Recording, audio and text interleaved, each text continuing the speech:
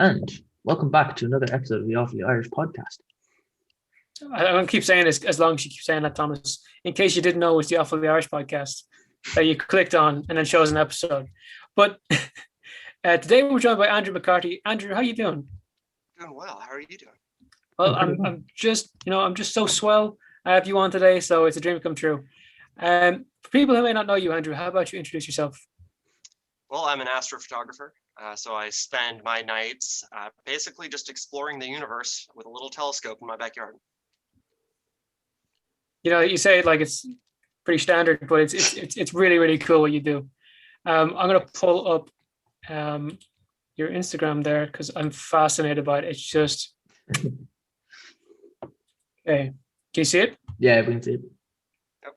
So this is the kind of pictures you take, and this is what gets me.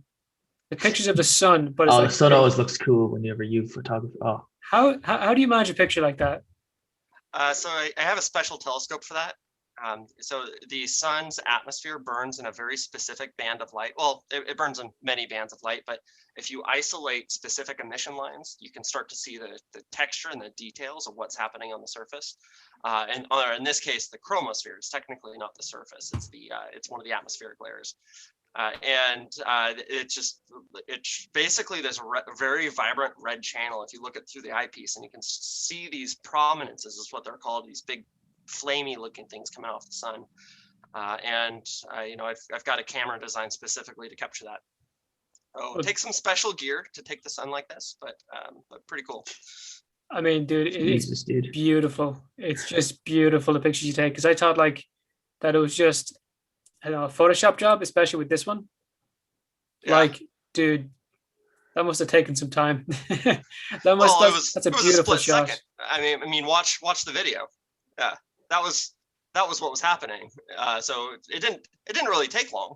It just the plane zipped across the sun, and I happened to be recording when it happened. So that shot looks like it. Like it just burst into the sun. You see that there?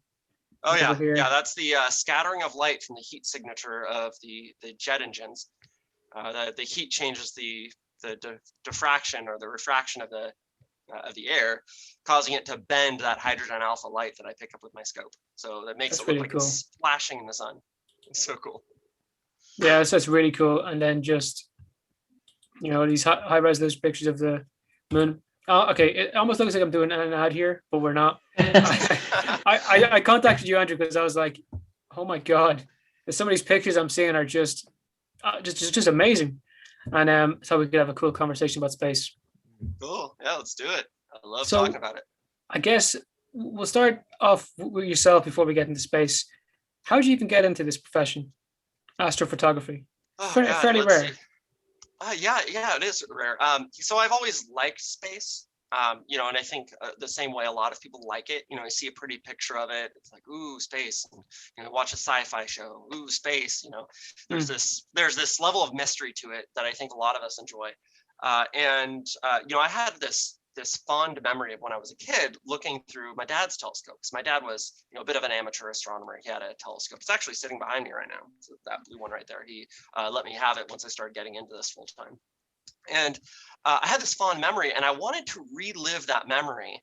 And as an adult, I had a savings account. I had some money. I was like, oh, whatever. I can spend a few $100 on a telescope, and it's no big deal, even if it's just a toy. So on a whim, I bought a telescope, and put this thing together. Was pretty simple, and brought it into my backyard, and I pointed it at the first thing I could see, which was just what looked like a bright star.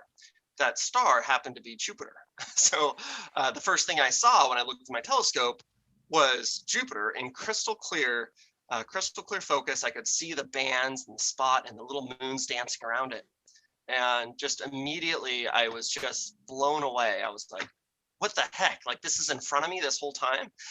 And it's like suddenly space became accessible to me, where before it was kind of this fantasy. Space is just, it's something that NASA knows about. It's something that, these researchers have with $1 million telescopes can access. But no, I accessed it with it was like a $500 telescope.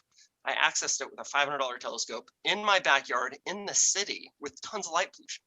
So like space to me suddenly became accessible, and I got this overview effect that a lot of astronauts describe when they go up into space. But it's like you understand your place in the cosmos. You understand just how everything kind of fits together in this grand scheme of things. And I could feel that when I saw this orb floating out there in space. So that was my first very amateur experience with this as an adult, and it immediately sucked me in. My journey from there was simply trying to get a picture with my iPhone, like I think most people do. They would hold an iPhone up to the eyepiece and try to take a picture of what they're experiencing. I found out very quickly that doesn't work, and there's a lot of reasons for that. But the journey through astrophotography is a complicated one, because you're taking pictures of things that are so very faint or so very far away, and our atmosphere jiggles things around so much that there's quite a science to it. So thankfully, in the information age, I was able to very easily look up what other people are doing and how they're able to create pictures of space, because I'm definitely not the first one to do it. A lot of people have done this before me, and there's a lot of information out there on how you can do it. So I basically followed in their footsteps and got to where you see the images I'm creating today, with just maybe 3 years of experience. And they're pretty damn spot on. Yeah, I was supposed to say 3 years of experience, man. It feels like you've been doing it for much longer. Christ. Thanks. So I don't know if you've journeyed this far down my Instagram, but if you scroll down to the very bottom, I think I have something like 500 posts, and I've been posting for about 2 years. I think I signed up to Instagram in the end of 2018, so only about 2 years. And you can see in my early posts, they're very amateur looking. So just 2 years ago, my shots were like, and then I actually got a lot of attention on one of my shots. It was a moon shot. It's actually that one. I actually had it printed because it kind of got me this lot of attention, so I wanted to save it. And suddenly my Instagram went from having like 100 followers to having like 5,000. And with all this attention, I was like, I need to put some more time into what I'm doing. So now I have a lot of eyes on my work. So I started spending more time. I wasn't just taking quick snapshots. I was spending a lot of time learning the details to try to really get the imaging right. And I just continued that philosophy for the following couple years, because that was a little less than 2 years ago exactly. And I just constantly challenging myself to make sure that every image that I release is perfect. And that's, I think, why my content stands out a little bit more above some of the other ones that you see. Maybe I just spend a lot more time on it. Yeah. And then how would you turn that into a profession? Like, do you sell your pictures, or how does it work? Well, people buy prints. That's really the main way this works. I also have a Patreon account. I got laid off, and then the pandemic hit. And so obviously, finding work in a pandemic is pretty futile. So I thought, how can I monetize this? So I set up a Patreon account, and where basically people just subscribe to me. They subscribe to my content. It's like a more premium level of content. They get like the highest resolution picture of everything that I take. So like most of my moon pictures are like hundreds of megapixels. Like they're just huge. And you post that on Instagram, and it gets shrunk down to like 2 megapixels. So there's a big incentive for people to, if they want to like zoom in on the moon's craters, to sign up for my Patreon. So once I set that up, I was able to get by, since print sales is a little more volatile. If I can't really count on that as a predictable source of income, but Patreon is a subscription, so it's recurring. So thanks to that, I'm able to relax a little bit, focus just on doing what I love, taking the pictures, and know that I'll be able to pay my bills and keep the lights on. The basics. Yeah, which is it's what you're going for. I was just looking at your older stuff, like your first pictures of the ISS, which is pretty cool. Yeah, actually, the ISS is one of the things that I haven't really been able to improve on, because when I'm shooting it, I think I initially actually got really lucky. I happened to get on just the right settings, but there's not really a lot of ways to improve my shots of the ISS with the equipment I have. I would actually have to get much bigger scopes to get more details, because it's just a challenge of not being able to gather enough light to reveal everything the way I want it to. So I don't know. I can get into that technical explanation if you want, but it's one of my sources of frustration is actually shooting the ISS floating in free space. I'm able to get really nice transit shots though, and that's because I'm really focused on shooting the moon, and then the ISS just simply interrupts what I'm doing, which makes for some really cool pictures. Yeah, look, dude, they're really cool. But yeah, with the whole gazing up at the stars, you were saying earlier on, like it kind of has this effect on you. You know, you feel a little bit smaller, but you feel like the world, like I know possibility is so much more. And you know, it's kind of beautiful to see, like the space travel and so on. Like being able to see the ISS from down where you were at the time, that's pretty beautiful. But yeah, like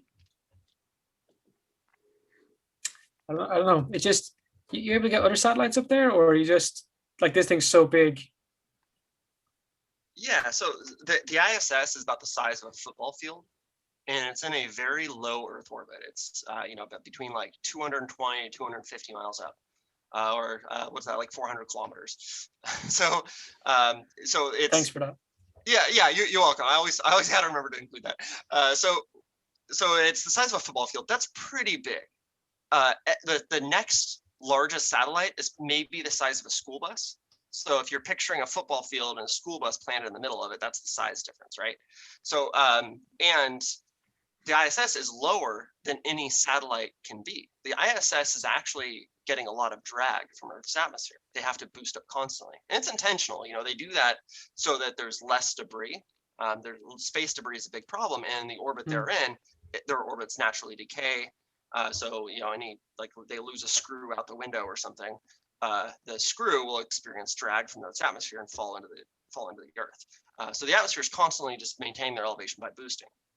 So every other satellite can't really do that. They have a finite amount of fuel. They can't constantly get refueled. So they're up a little bit higher. Low Earth orbit satellites generally are a lot higher. Like Hubble Space Telescope is almost twice the altitude. It's 400 miles. I'm going to screw up the math here, but maybe 700 kilometers up versus 400 for the ISS. And that's because it can't constantly reboost itself. So the Hubble telescope is the size of a school bus, and it's twice as far away. So if I try to shoot the Hubble telescope, it would look like a speck. So most satellites that I shoot actually show up as thin streaks in my images. I'll be shooting a nebula, and a satellite will interrupt that shot, and it will just show up like a little thin streak that just slowly moves through the image. I can't make out any kind of details on it, but I know it's a satellite. Yeah, and there's so many up there. Like you must get that a fair bit. Or even like just with debris in general, because like you're saying earlier, that is a problem, and I don't know if there's any way to really fix that. You know what? It's not really that big of a problem for me. I hear this misconception floating around that like Starlink is like ruining the skies for astronomers, and that is actually true in a very, very limited sense, but not for me. There's stacking algorithms where I can completely eliminate any kind of interruptions. I have planes, low, bright planes, fly through my images, and it doesn't ruin the image because I'm able to stack it against other images that didn't have the plane in them. And the software figures out what's a plane and what's not a plane and removes the plane. Now, if let's say I spent $100,000 to get some very limited time on a big giant telescope in the middle of the desert that has a high wait list, and I have 30 minutes to spend shooting this galaxy that I want to do a specific study on. I don't know what I'm looking for or whatever. I'm not a scientist. But if I have this limited time and I spend a bunch of money on it, and that shot is interrupted by a series of satellites, that's a big problem. Because who knows when I get more time on that scope, I just spent a bunch of budget on images that are useless. There's a lot of reasons that could be bad for professional astronomers. They're working on technologies that can actually predict the path of satellites and schedule shots, like selectively turn off and on pixels on the camera to make sure those shots aren't suddenly blown out by these satellites blasting through them. So there's a lot of technology developing that's going to combat this. But in the meantime, yeah, I would hate to be a professional astronomer and get photobombed by a bunch of Starlink satellites. I think that just became available here, did it, Thomas? Yeah, they're sending one up in Galway in, I think it's next year, is it? or 2023, or 2026, they're planning to send a satellite up over Galway. Yeah. I mean, that's handy if you've terrible internet. Like I know a guy with like nearly dial-up internet, like it's like in the 100 kilobytes kind of section. I think I and he- had that in the 90s. Yeah, I'll tell him you said that. But you know, that's the kind of stuff he's dealing with, and Starlink would just change the poor guy's life. You know? Oh yeah. That's- go on. Oh, I was gonna say there's like you're in Ireland. There's so much like rural land. Like there's not going to be the really fast internet out in the middle of nowhere. We have those problems. Here in the United States as well. You have a lot of areas that are very isolated, like and no communications provider is going to spend the infrastructure to get internet out there. Yeah, so satellite for, like, internet one is house. the only answer. Like I live in the middle of nowhere. There's a field behind my house, and across the street there's another field. And if you go down the road, it's in the middle of nowhere, and I'm barely getting through to you now. Everything's now messing fine, but Seems fine. The screen starts pixelating, like, yeah. I mean, my internet's okay sometimes, I don't know. But yeah, dude, it can be rough. Oh, yeah. But I don't know. That's just kind of like the beauty of I guess what they're doing with I don't know, a more complex term, just space. Like we go up there, like they're thinking about, or they're getting ready to colonize Mars. There's like different ideas for traveling to like places like Alpha Centauri, or then there's like also faster internet. Like just the innovation there is beautiful. Oh, yeah. Faster internet's how we get to Mars. These Starlink missions, they're funding the development of SpaceX, which is developing ships that will potentially take us to Mars. So it's interesting the way it all plays together. Not bad. But dude, SpaceX is one hell of a company when it comes to that kind of stuff. They put NASA, the European Space Agency, they put everyone to shame. Right. Well, they're not hamstringed by bureaucracy, and they can afford to take more risks. Than with once politics get involved, everything becomes the safest play, and that's not the way to drive innovation. No. So right. Yeah. It's nice seeing the commercialization of it really drive things. Yeah. Oh, you hear about that thing? They want like a space hotel by 2027. I haven't heard that, but that's awesome. I think you were telling me about this the other day, weren't you? Yeah. Oh, that's kind of crazy. I got told it by Thomas Crow. So, so you're getting your facts from Thomas Crow, please. I apologize. But I'll look up now to fact check myself. Please, no, do that. But he's talking about our friend here who thinks, he's good at video games, but he's not. 27 Space Hotel. Let's go. Let's see if it's a thing, guys. Okay, what's the story? CNN, world's first space hotel scheduled to open in 2070 or 2027. So you're trusting CNN now? Yes. This guy, I swear to God, gets us anywhere. Yeah, there's a couple people saying I don't know who's making it though. You have to balance it out by looking it up on Fox News next. Yeah. Oh, Jesus. Balance it out. Maybe if I was an American. Somewhere between the two. Yeah, it's like.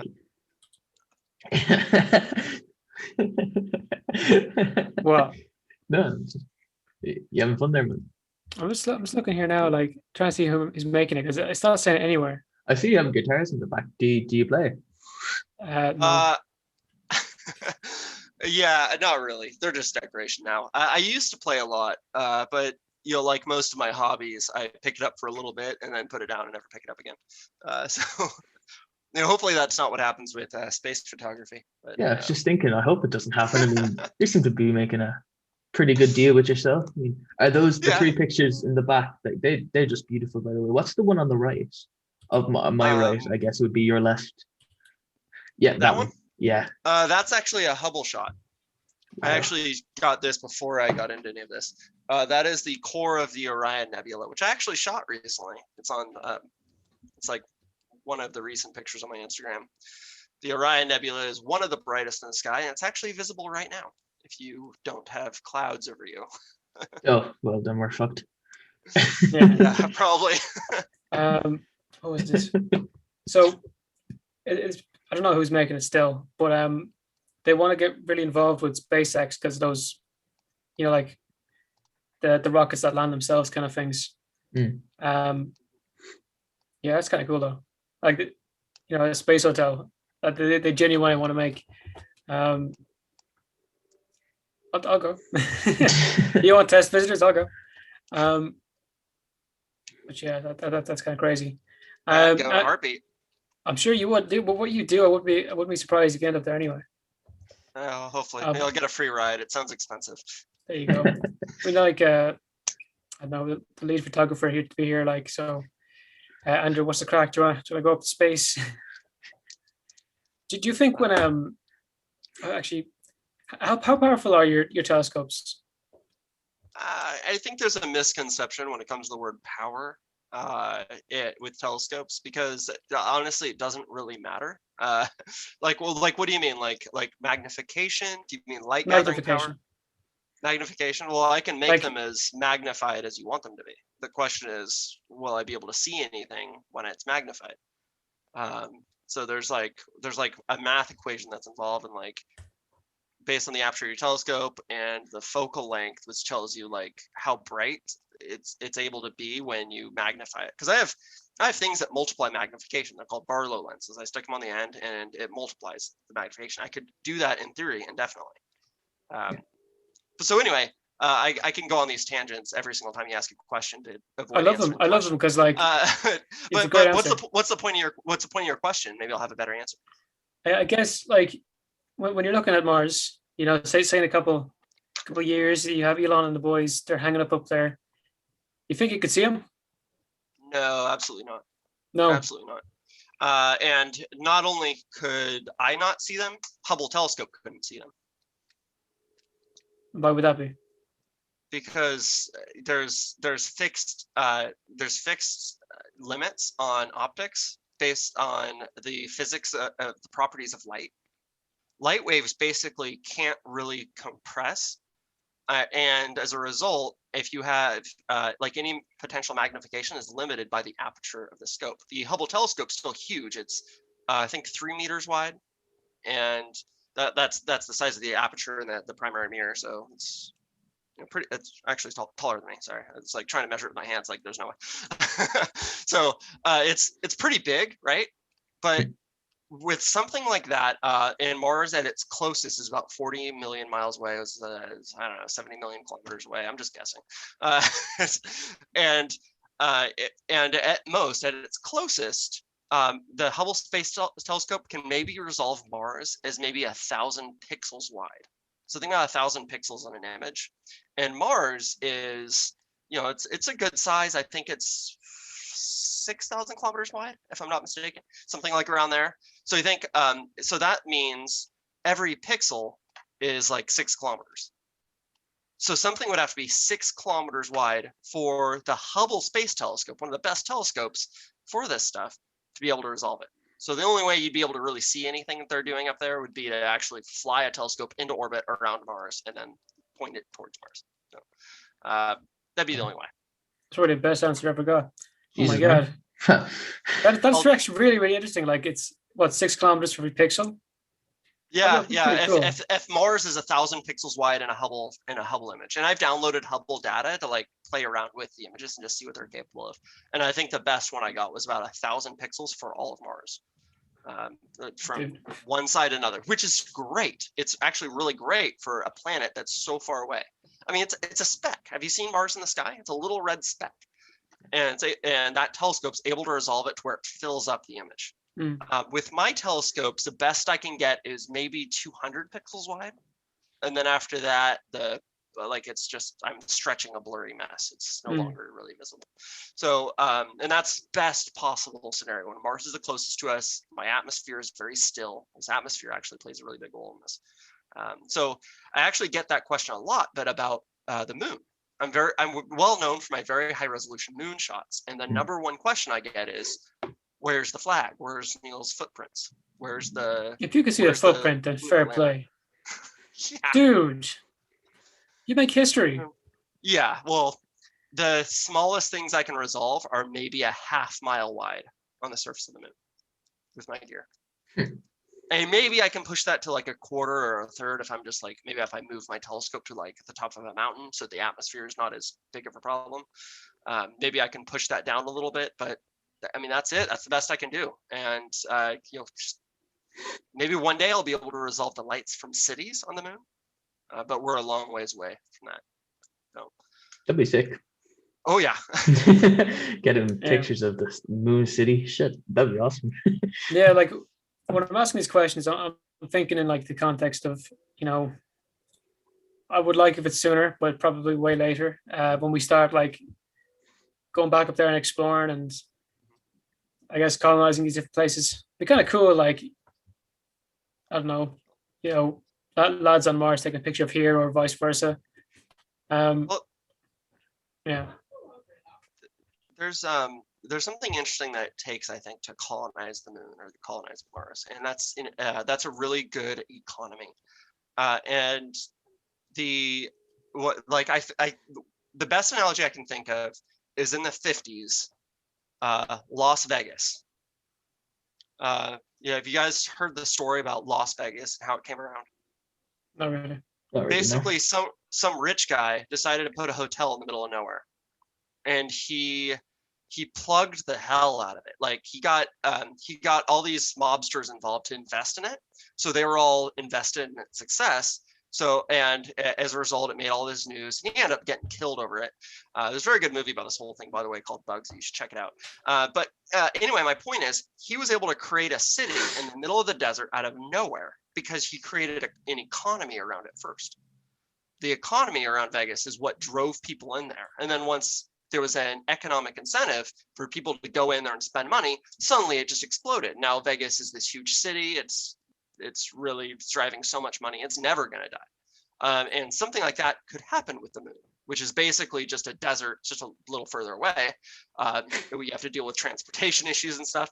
The technology is already there to get people to the moon and back. The question is there an economic incentive to just have this huge city being built on there? And that's what's missing. Once there's an economic incentive, game on. Game on. I think there already is. I mean, we don't know how long we have left here. We're destroying our planet. I want to get the hell out of here. Yeah, until the trash piles start coming over the sea. I mean, it's going to happen eventually. But the moon is so much worse. Like, at least here has an atmosphere. It has a temperature, we can survive in. It rotates here. The moon would be fairly fucked. You bring a radiator. You could bring a radiator. You could bring a tarp if you want a bit of like shade as well. No. But so somewhere like Mars, like, we would colonize it initially, but eventually we would terraform it, either by accident or on purpose.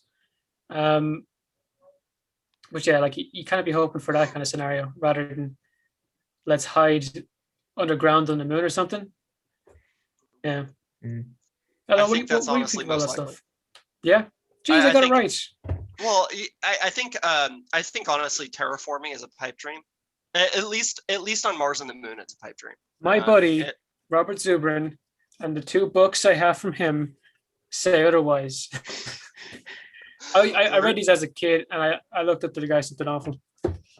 The reason I say it's a pipe dream is there's not enough of the raw materials on Mars already to form an atmosphere. And the economics of actually getting the raw materials on Mars to form an atmosphere it's just I just don't see how it's possible. It doesn't have to be an atmosphere like ours. Like, ours is like, it's oxygen, a bit of this, bit of that. All we need is like, Tom's laughing at me. To get something going and find a way to keep it. Like what? There's arguments to use sulfur hexafluoride, stuff that makes your voice super deep, because that doesn't get stripped away very easy. And it's like it's super dense, and it's like what it has one of the highest what's it called, greenhouse effect of any known gas. That's an argument he makes in the book, that we could make that from the soil, and then we could also do stuff with the poles and make our own oxygen, blah blah blah. Yeah, well, I'm not a scientist, so I'm not like poo-pooing on the idea from any kind of source, like professional like background. I'm literally just doing it just because I'm looking at the problem and saying wow, I don't see how this is going to work. It's not because it's impossible. It's just because I can't wrap my head around it. I've thought a lot about that kind of thing. And my mind always goes to, where's the incentive for it? And if there's no incentive for it, it's not going to happen. And in this case, obviously there is an incentive to add an atmosphere to Mars, but that's for like a society incentive, not an individual incentive. Somebody has to make money from it. If somebody isn't making money from putting air in the Martian atmosphere, then it's probably not going to happen, in my opinion, because I'm very nihilistic about things. I hate that you're right. No, I really hate it. Shit, yeah. So the problem is, if somebody finds a way to make money off putting an atmosphere in it, that's because they're charging people to breathe, and I don't want to live in that kind of planet. Yeah. Well, wasn't that like the basis of like the Lorax movie? Like they were selling like canned air.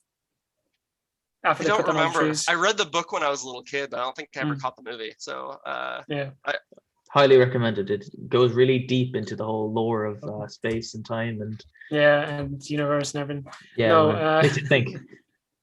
But oh god, no. But it's cool stuff to think about. I know, like you think there's no incentive for it, but like if I said, "How are you getting on, Andrew? I know you're not a scientist, but I know you take cool pictures. You have to terraform Mars. How would you do it?" I would try to figure out a way to make money from it, or so that other people can make money from it. Because without that, like I said, there's not an incentive. That's entirely where my focus would be. If I were to terraform Mars, like the mechanics of it, I would try to crash comets into it. That's how I would do it. Yeah, that's I would put rockets on comets and crash them into Mars, because even if you were to extract all the oxygen that's present on Mars, hidden in water, hidden in the CO2, like hidden everywhere, there's not enough to make any kind of atmosphere that's breathable. Even if you add all kinds of other crap to it, there's just not enough raw materials. However, a comet could add the raw materials. So you would just have to crash a bunch of comets into it. You could, potentially get something like the entire moon of Europa and just crash that into Mars. You wouldn't help anybody out in the short term, but future generations would be able to colonize it, because now you've got all these raw materials. And of course, you would have to break all kinds of laws of physics to do that. Crashing a comet into it would be actually surprisingly easy, and it wouldn't take as long for the dust to settle, so to speak. And you might actually cause enough greenhouse effect that it unlocks some of the trapped oxygen that's just within the rock. And that one act alone could be enough to terraform Mars in the short term. However, you still have to find a way to keep it terraformed, because solar winds will strip that atmosphere away because there's no magnetic field. And we don't know how to combat that. Yeah, I don't know how to add a magnetic field to a whole planet. Maybe we will in 1,000 years, but I do not know how to do that right now. I did a project on this when I was in second year. So I was like, what, 13, 14? And he hasn't shut up about it since. Dude, he's 19 so cool. Now. 6 years. Just never stopped. I won. What are you gonna do about it? If I could mute you, I would. Yeah. Because you also did the project with me in TY. So what was I gonna say? Oh, I had this idea, or I found it from someone else, like that we just have like some kind of magnetic satellites. It's like a bunch of them. So it had like the littlest effect or kind of difference, because if humans are there, we can constantly add an atmosphere. We got to find some way to protect it, and that was just one idea that someone had out there. But have either of you ever seen the movie Spaceballs? No, sadly not. No, I think I've seen clips. Yeah. So in the movie Spaceballs, they put a shield around an entire planet to keep the air in. That could, in theory, work. I mean, the orbital mechanics of it would be a little complicated, but you can, in theory, put up a shield that just literally just blocks the radiation from the sun and the solar wind. Have they invented shields yet? Like, you know what I mean when I say? Yeah, back in the medieval days, or back before then. Back when God was a boy, they were making shields. Big wooden shields around Mars, and Sorry. I could pray in there, it'll work. I'm just imagining that now. It'll be in my mind. It works like No, like you put a ball inside of a ball and you shake it a bunch. That sort of be like, like this thing keeps falling down in different directions onto the planet. That would not be fun. Well, it would be in orbit. You'd have to put it in orbit, and it wouldn't look like a shield. It would have to be sectioned so that pieces could just simply orbit independent of each other and just always put some kind of shade over the planet. I was thinking more of your dome design. Yeah, it wouldn't be like just a bubble, because sections of it would collapse. You could the only one part of it could be in orbit because of the way orbits work. Every other part would simply fall into the planet, unless you have some kind of super strong material that doesn't exist yet. There you go. Yeah. Who knows? But that's along the similar ideas of a Dyson sphere, where it's essentially the opposite of a Dyson sphere. A Dyson sphere, you put around the sun to gather the energy. In this case, you putting it up to block the energy. But with the amount of effort that it would take to do this, I don't see like why you would bother. Like, it'd be easier just to live underground or colonize something that does have the raw materials to terraform, like Titan or Europa. You'd have other challenges there because of radiation. There's other issues, but like they have better raw materials for it. It's just they're further away. But there's also that thing of, if we find native species there, like especially with Europa, like they've never checked underneath the ice. They've plans to, but will they ever see it at this point? Honestly, we won't see that in our lifetime. The ice is like 3 miles thick, or like 5 kilometers thick. How would you even get down that far? Like, exactly. Like, especially with a little probe, you gotta have miles of drill bits. We gotta send Bruce Willis and his team up to Europa to get down to the bottom of that. I thought like what they're going to do is they're going to melt it down. What would that take? Like some kind of radioactive shit? So you could, like, in theory, put a probe on it that gathers energy, like it's powered by solar or whatever, by the Jupiter's radiation, and it just sits, slowly melts and sinks. The problem is, at some point, you're not going to be able to continue to power it. You could put an RTG. Yeah, because it's in a hole. Yeah, exactly. So do you guys know what an RTG is? It's a radioactive thermal generator. Yeah. It's what powers the rovers on Mars, because you have dust storms, so solar panels aren't necessarily great, and it's further from the sun, so they have weaker energy. And solar panels on Jupiter would be even worse, because it's so far from the sun. There's so much less light there, and if you're on something like Europa, it's not tidally locked to the sun; it's tidally locked to Jupiter. So the sun's always going out, and once it got deep in ice, it'd be in shadow anyway. However, in RTG, as the half-life of the material, as the material decays, how radiation works, it's releasing energy in the form of heat, which can be converted into electricity and just melt the ice. So you could just put basically radioactive isotopes in there and just drop it. Now the question is, now that we're down at the bottom of this ice, well, how do you send signals back out and actually know what the probe is discovering? It's like, great, Dude, that's a good point. You've just sunk a rock in the middle of the ice. Now what? Yeah, how do you get the signal back from that? That's a great point. I've never heard. Shit. Yeah, so it's like there's so many challenges with this. It's like the same thing, like sending a probe into a black hole. It's like, cool, you sent a probe into a black hole, but like, now what? Like, you're not getting anything back from the black hole. Like, yeah, there's no point. So I think no matter what, if we wanted to do that kind of research, we would have to have a team there, and it would take miles of communication cables at the very least. And then, yeah, you could just sink something down into the ice and just hope it doesn't hit a rock. And what about with Titan? Titan is a lot easier, because you have the atmospheric pressure is really high on Titan, and there's a lot of natural hydrocarbons. So you could do a longer mission there, and potentially have the raw materials to keep the mission going for a long time. Like, you could get things like basic nutrition from your environment. So that's also a really interesting one for just to look for signs of life as well. To me, I would go to Titan just for the view. Imagine seeing like Saturn low on the horizon through methane clouds in Titan. Just sounds so cool. So science fiction. And you could probably make a good photo out of it. We actually sent a probe down to Titan, and we got pictures, but nobody thought to point the damn camera at Saturn through the atmosphere, which bugs the crap out of me. Like, how cool would that be, seeing Saturn from the atmosphere of essentially another planet? It's a moon, but whatever, same thing. And seeing it like that. So science fiction, but nobody did that. Yeah. Idiots. And they call themselves scientists. Well, the thing is, like, they've seen Saturn so many times how many times have you seen like the surface of Titan? It was like grab every second you can.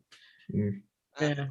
Yeah, no, it definitely makes sense what they did, but and you have limited bandwidth too, because these probes don't last forever, and especially in an environment that's so volatile on Titan. There's so many things going on. There's clouds. There's like acids in the environment that just destroy the probe. It's not like Venus, where the probe will last 5 minutes, but it's still it's they have such a limited time and such limited bandwidth to get signals off of it that they have to focus on the science. Dude, So you could convince me that Venus is hell. Fucking acid rain and like scorching temperatures. Oh, and the crazy pressure. It's crazy pressure. It's like, so like Venus would actually be really easy to do a manned mission on. However, it's actually it's interesting. It's actually harder to get to Venus than it is to Mars, even though it's closer. Because for some reason, well, it just takes more delta V to decay our orbit into the sun than to expand it into Mars, just because of the nature of gravity and how it works. It's like the closer you get to the sun, the harder it is to change things in your orbit, because the gravity is more prevalent. But a mission to Venus, man, you could live in the clouds, man. It'd be like Star Wars. You know, Bispin on Star Wars. That what it's called? Cloud City. Yeah. And you're basically just a giant balloon, and you sit above the clouds, and you can send probes down, check out the surface or whatever. But it wouldn't be hard to float because the atmosphere is so dense. So you don't need a shitload of helium. You could actually have a tank with just like an oxygen mixture in it, like a CO2 mixture would float in Venus, and you could walk outside until one sinks. Like that's literally like I think that would be it. You know, everyone would want to do it, and then one group of people sinks into literal hell. You know? Yeah, I mean, definitely put a railing up around the balcony. Just a railing. But, you just get an umbrella for the acid rain. Just stop. Well, you're above all that. You'd be above all that if you're in a balloon. Oh, you're not even. Like, if you're falling down, bring an umbrella with you. Yeah. You'd be fine. Yeah, but like for the acid, it won't get your umbrella. Like you're sitting there, like make it out of metal. I don't know. Fuck me. Just shut up. Think about it. Come on, be creative. Okay. I'm gonna be pedantic and say that the acid will eat through the metal. You want it made out of plastic. Yeah, well, make it out of wood. No, that's just like our shield. There we go. We got our wooden umbrellas and our wooden shields, and next thing you know, we're space explorers. Well done, boys. We made Boom. It. We did it, boys. What was the other one I had?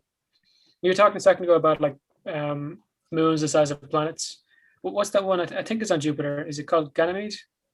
Ganymede, yeah. Yeah, that thing's like the size of Mercury, isn't it? Yeah, there's like one of the largest moons is actually our moon. You know, there's these moons, even the larger ones like Titan, like it's nowhere near the size of Earth. They're all still pretty small. So Ganymede, I think, is just a little bit bigger than our own moon, which is actually Mercury is really close in size to our own moon. So yeah. So yeah, and that's one of the bigger moons around Jupiter. That's one of the Galilean moons. Yeah. So we wouldn't be far off being more of like a binary system. Yeah, there's a strong argument that we are a binary planet system. We're not a true like planet and moon, and that's because the barycenter of the lunar orbit. You know what a barycenter is? It's like the point that both objects spin around. Okay. So there's this misconception that Earth is stationary and the moon just kind of spins around it, when really it's more like they swing around each other, and so the moon's like moving and the moon's moving, and they both kind of do this dance together. And the moon is actually moving further out every year. It moves like a centimeter, and after a while, the barycenter, which is the point at which they rotate around, will actually be outside of Earth. Right now, it's like inside Earth, but not right at the middle. It's like towards the crust somewhere. Yeah. As it moves out, you could consider us a binary planet system, because we're not like, it's not clear one object is orbiting the other. Dude, that's pretty cool. Yeah, it's interesting dynamic to think about. Yeah, even the story, or not the story. Well, I guess it's about as proven as it can be. of how we got the moon, like another like Mars-sized planet smashing into us, and then it formed into. That is so cool. You nearly make that up. It's so cool. Yeah, no, I mean, I'm sure it wasn't cool if you were living on the planet at the time. Oh fuck that! No, no, that's terrible.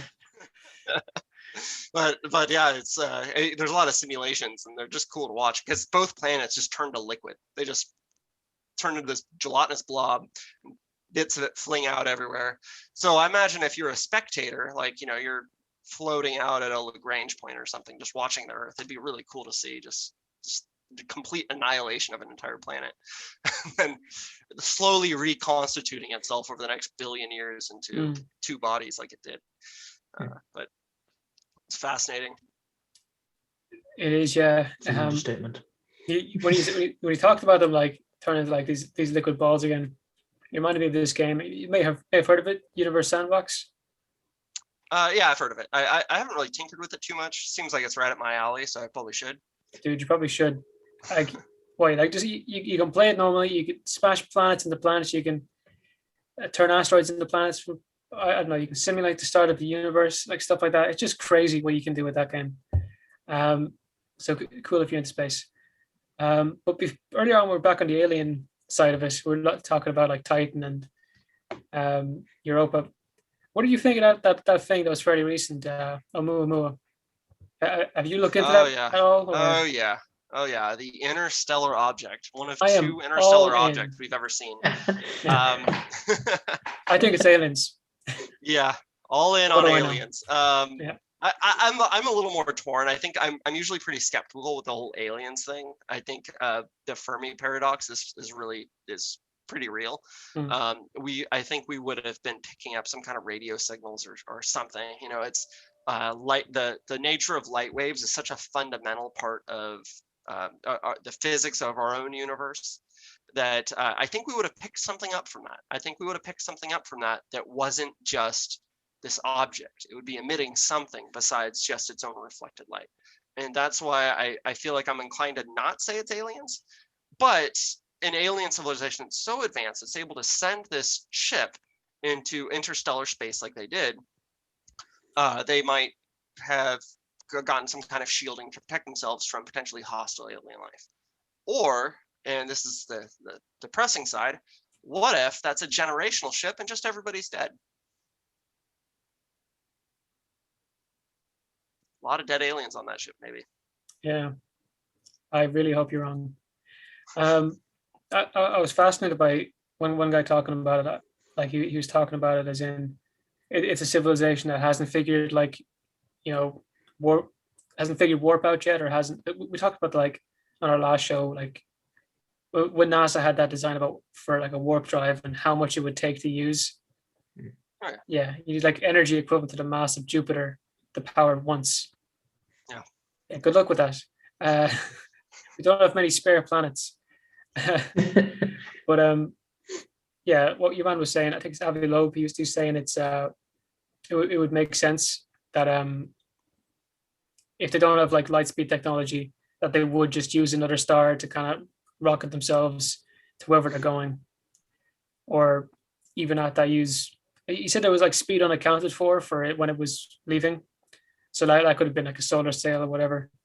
I really, really want to think that's right, but I think it could have just been a stone through space. It could have been. There are interstellar objects. There's planets, for example, floating around that don't have host stars. They just kind of drift through. So there's definitely going to be rocks that do the same thing. There's comets that accelerate to ungodly speeds when they swing around a sun. There's gravitational assists that just happen naturally, where things just get to they just whip through interstellar space. So us not understanding the physics of this thing, though, that says a lot to its potentially alien origin. So that's where I'm still optimistic that maybe it was aliens, and maybe they are actively piloting this thing and they're accelerating out of our solar system because they saw us watching them or something. I don't know. But anyway, it's what's interesting to me with all the questions this thing raises is you have the most serious scientists in the world thinking that this could be alien life.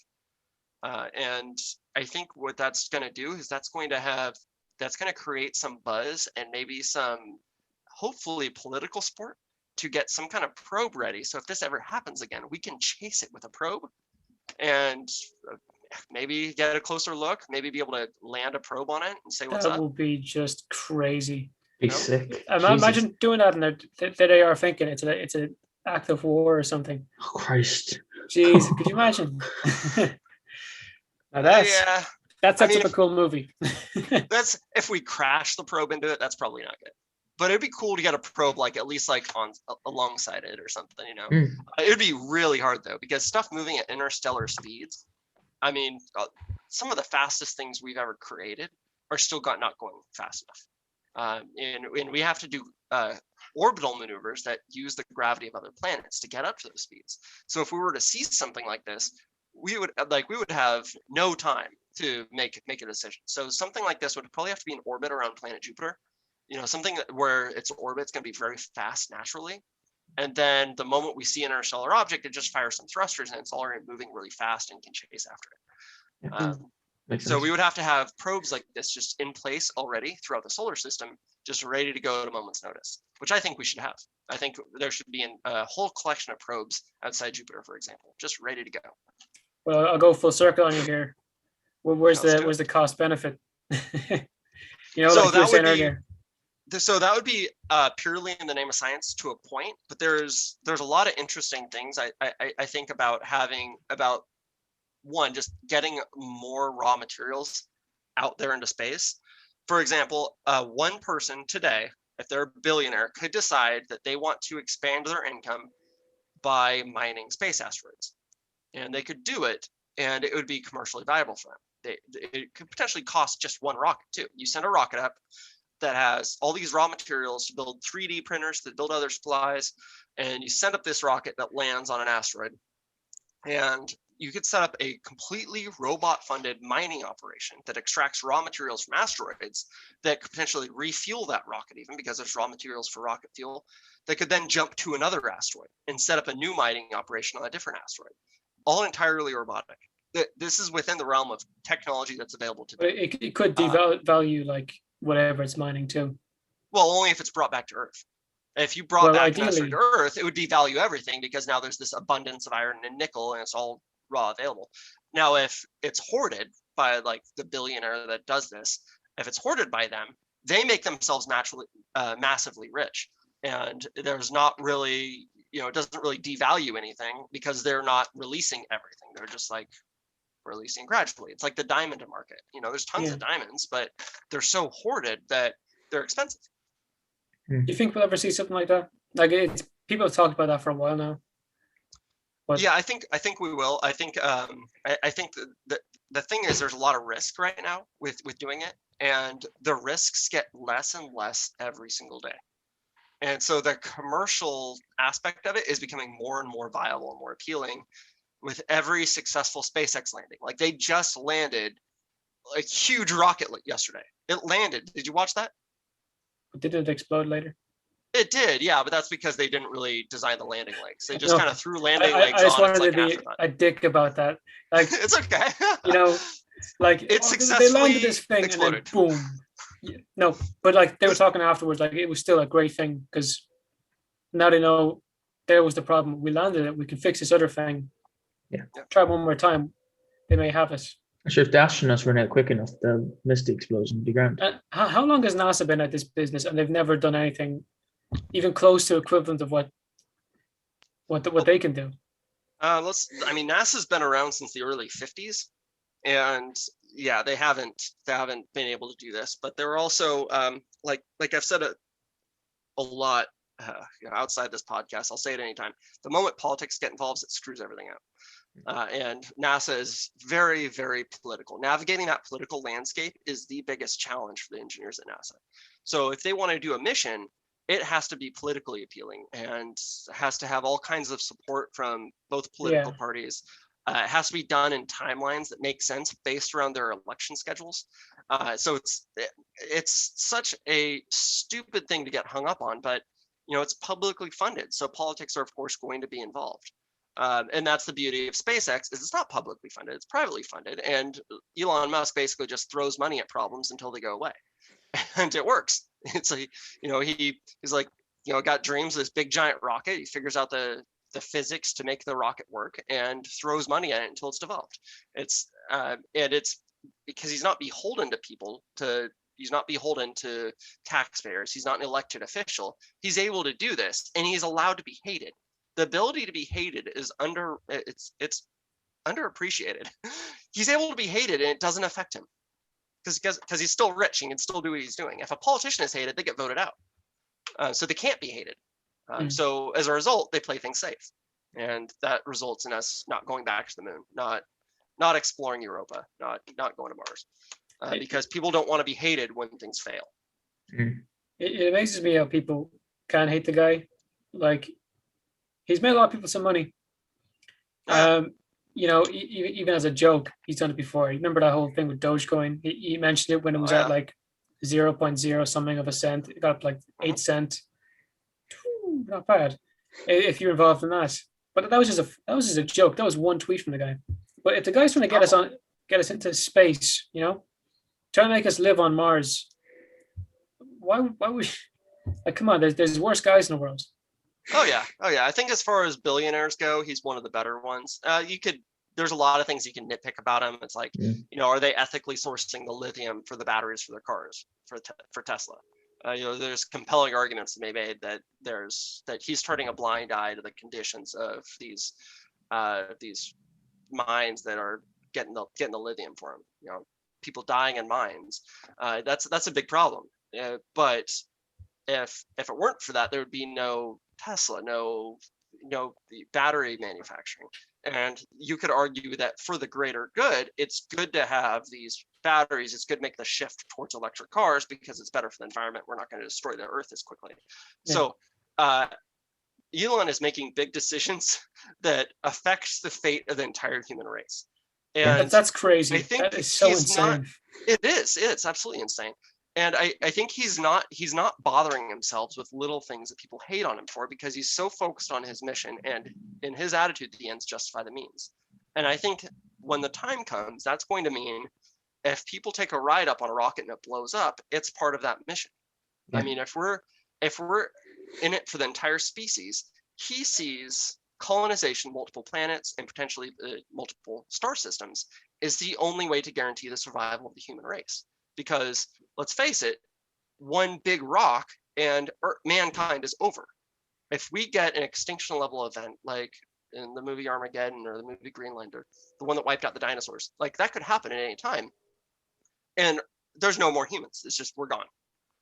So he sees this as we need to do this no matter what. And he might give off some mad scientist or evil supervillain vibes on the path to that. And I think that's sometimes what people see in him, because he does take big risks, and he does disregard a lot of things that make people uncomfortable. Like, they say that it's impossible to become a billionaire without doing some heinous things. And there's probably some truth to that. I don't want to pick it apart too much, but there's probably definitely some truth to that. You got great points. You do. You got a couple of great points. Sure. Yeah, I agree with that. That's probably the most like level-headed approach you can go about that. Yeah. But I mean, that idea of like one big rock and we're gone is pretty fucking scary. Yeah.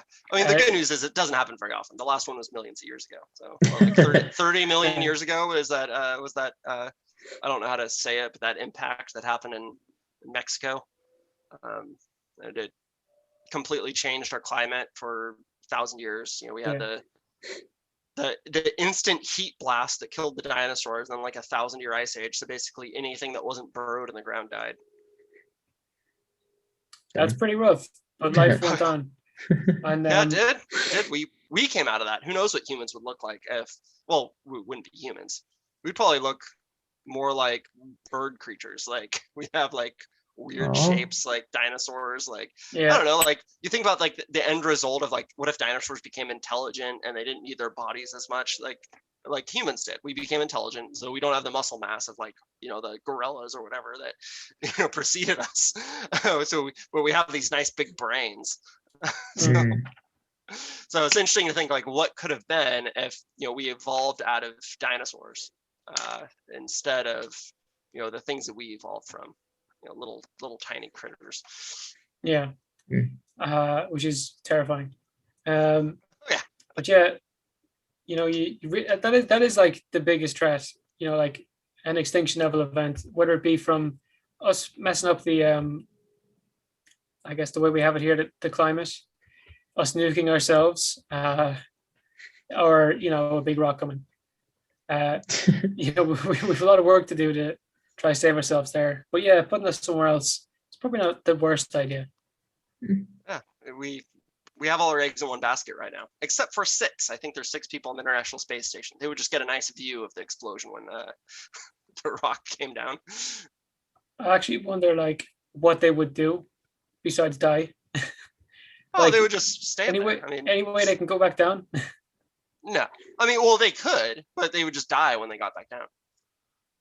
Because if the entire atmosphere is a furnace, they're not going to last very long. So they're better off staying in the ISS until the orbit decays, which would happen in like a year or whatever. Isn't there like what is it? There's like a TV show about this kind of scenario called The 100. I actually haven't seen it. It's like 100 people up in like a space station, or like it was less, and then the kids moved like a couple generations, and then Earth nuked itself, and then like because of some kind of catastrophe, like they ran out of water or something, they had to go back down to like the face of the Earth, and it carries on like that. Let's keep the species alive. Yeah. Yeah, I don't know. It's just freaky space stuff. I just a scenario you hope never happens. Oh yeah. Well, it's funny just how big this could become. Space is such a minor part of most people's lives, but in the end, it's the kind of the answer to everything. It's the answer to those big challenges of what do we do if Earth blows up? Well, you send a bunch of people into space. That's the answer. If we had a colony of 1 million people on Mars, it wouldn't be as big of a deal if Earth blew up. It would suck. It would suck. Terrible, a lot of people would die. It would be terrible, but like humanity would continue. Like we would just keep on plugging away on Mars, and then maybe eventually they would have a mission to go back to Earth and live there because it's arguably the better planet. Yeah. I would rate us pretty high in terms of planets. Yeah, it's like cool. In my top 5. Yeah, we have the MCU. That's pretty fucking cool. Yeah. What does Mars have? Dust? Rocks. Fuck you, Mars. You can't even plant anything there. Yeah. Matt Damon got it wrong with the potatoes. Yeah, man. Wouldn't it be so full of heavy metals they would have killed them?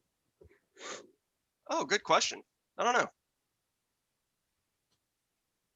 Mars is cool though because it's entirely populated by robots. Who doesn't want to live on a robot planet? Oh shit! Awesome. All right. Yeah, no, that's number 1 now. Sorry, Earth. Yeah, sorry. Yeah, shit. I didn't think about that. Yeah, that Perseverance thing right now. The thing, the rover over there. It's looking for signs of life now, isn't it? Like that was its main mission. Yeah, it's the way it was plugged off in or it was dropped off in like a river delta. Did you see the satellite footage from that?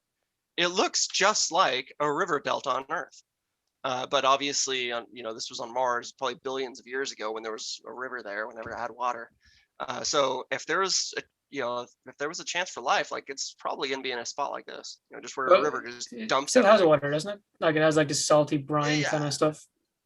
The water on Mars is like Sludge. it's not how you'd consider water on Earth. Like water on Earth is like, all right, you have a lake, you have a puddle, whatever. Water on Mars is like, okay, I dug through this dust and there was a water molecule in that dust. Well, they found like this salty, briny sludge kind of stuff. Did I miss that mission? I know there was I know that they've definitely found it since then locked in the ice. It's water ice, but I didn't realize they found like liquid water. Take a gander there.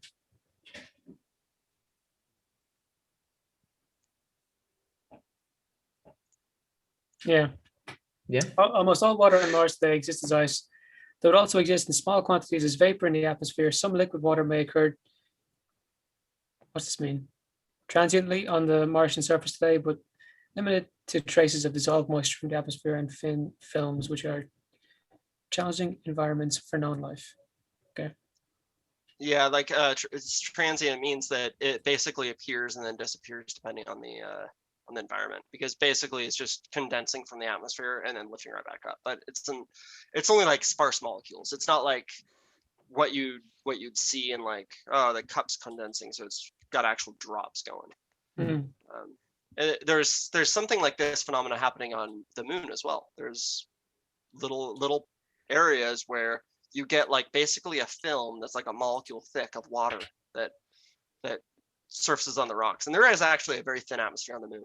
But then of course we found actual deposits of ice in the Clavius crater recently. So there's the actual quantities of water on the moon as well, which is absolutely key to having any kind of mission, because you don't have to bring it with you. Because we're like we're water bags basically. Yeah, we need that stuff. Drink water, guys. It's pretty good. But yeah, I think we'll finish up here, Andrew. But dude, this has been fun. It's been a lot of fun.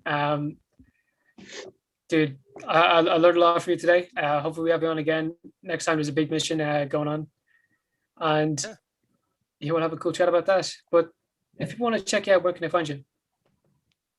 Just my Instagram's basically where I put everything. It's just cosmic_background, and I'm pretty active on there. I try to share a new image every couple times a week maybe, and usually where I share any kind of happenings like behind the scenes on projects that I'm working on, and kind of share my thoughts on whatever space mission's happening at the time. So if you want to check him out, you know where to find him. Here he is. We're nice and followed. So if you want to join us and follow him, there you go. And join the other 375,000. Not too bad, buddy. Not bad. But yeah, as we say, take it handy. Stay away from yourself. Top of the morning, lads and ladies. Support for the Awfully Irish podcast is now brought to you by Manscaped, who is the best in men's below-the-waist grooming. Manscaped offers precision-engineered tools for your family jewels, and you're no longer lead the look of the Irish with the ladies. Manscaped just launched in Ireland. We've gone years without using the right tools for the job. You can now be one of the first men in Ireland to experience their life-changing products. Your balls will thank you. Get 20% off and free shipping with the code IrishPod at manscaped.com. That's 20% off with free shipping at manscaped.com and use code IrishPod.